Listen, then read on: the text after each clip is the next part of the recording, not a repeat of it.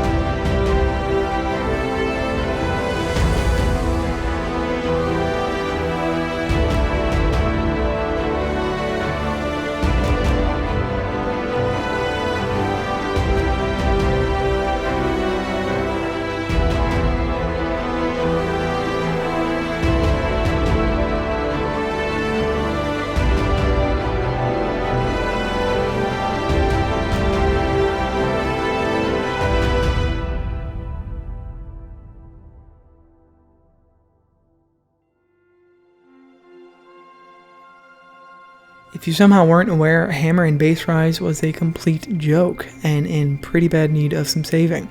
Thankfully, our neighborhood Hammerbane had heard our cries and decided to get busy. And in Sunbreak, Hammer feels like an intimate love letter written to the deepest parts of every Hammermane's soul.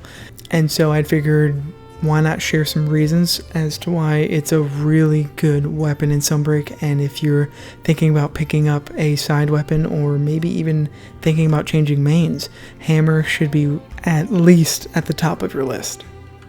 Especially if you're writing it off as a slow and clunky weapon with a boring playstyle because of maybe what you think you know about the weapon. It doesn't matter what you think!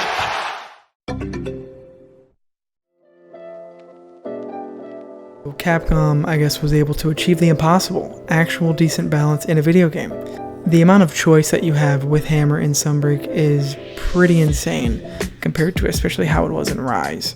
Not only are both strength and courage modes actually usable and both very strong, but also both raw and element yield pretty competitive numbers. And just the fact that element and hammer are actually a good match in Sunbreak and the strongest builds that the weapon has to offer, at least for speedrunning, is pretty wild. Since strength mode didn't really get too many changes in Sunbreak outside of just increased attack values as well as KO values, I would say that most people in Sunbreak aren't actually using strength and are leaning more towards the courage mode. And honestly, I don't blame them. It's really enjoyable in Sunbreak, and it's a fast-paced, multi-hitting playstyle in which, again, the right way to use it is with an element hammer, and it actually works. It's crazy. And that's not to completely ignore strength mode. It's still very usable and still is pretty much, it's a lot more like what it was like to use hammer back in World. And obviously you can still use Impact Crater, but again, why would you now that there's actually more viable moves?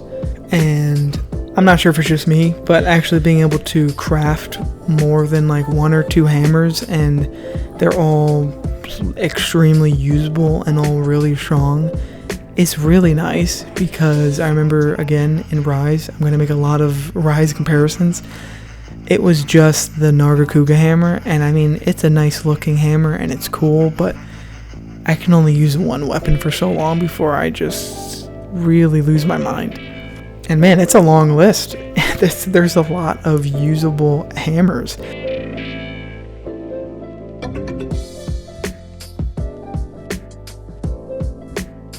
Like I had mentioned before, since Genshin Impact Crater is no longer the money-hungry, fun-sucking move that it once was, some other moves are actually the highlight of the weapon now. Water Strike, in my opinion, is the peanut butter, while Keeping Sway is the jelly of the PB&J sandwich that is Sunbreak Hammer. The increased parry window and the added combo paths to Water Strike make it so much more of a satisfying move. It was still really strong in Rise, but you couldn't really get much out of it outside of a golf swing. And unfortunately, that's still the case if you're using strength mode. But if you're using courage, not only can you combo a level 1 or 2 charge attack into a water strike, into the golf swing, you can combo the swing into a level 3 charge attack now. And man, did that do something to just the rhythm of hammer. It's ridiculous how fast and quick it feels and how much room you have to just kind of move around the monster. And most of that movement is keeping sway. It allows you to very quickly move away from a monster's attack, as well as the fact that it has invincibility frames. So, for example, with a roar, you can either water strike it into a plethora of moves, or you can use a keeping sway to properly reposition and be able to just do whatever you want with it while it's roaring. But man, is it still satisfying to just snipe a monster's head with the golf swing.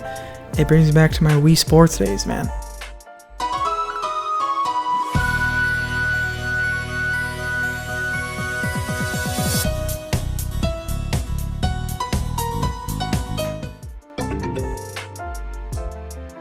And the last thing that I think is really important to mention is just the fact that Big Bang is properly usable again.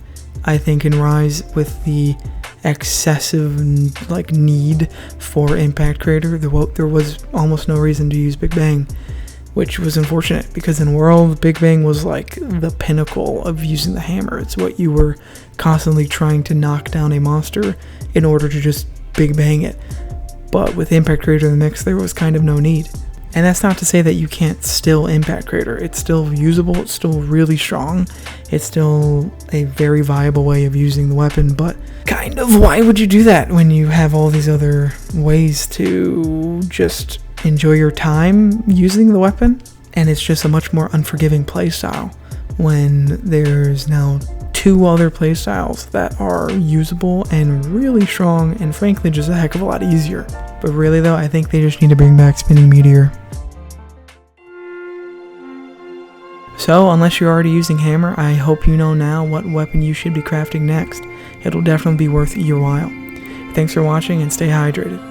Now, if only hammer could cut off some tails.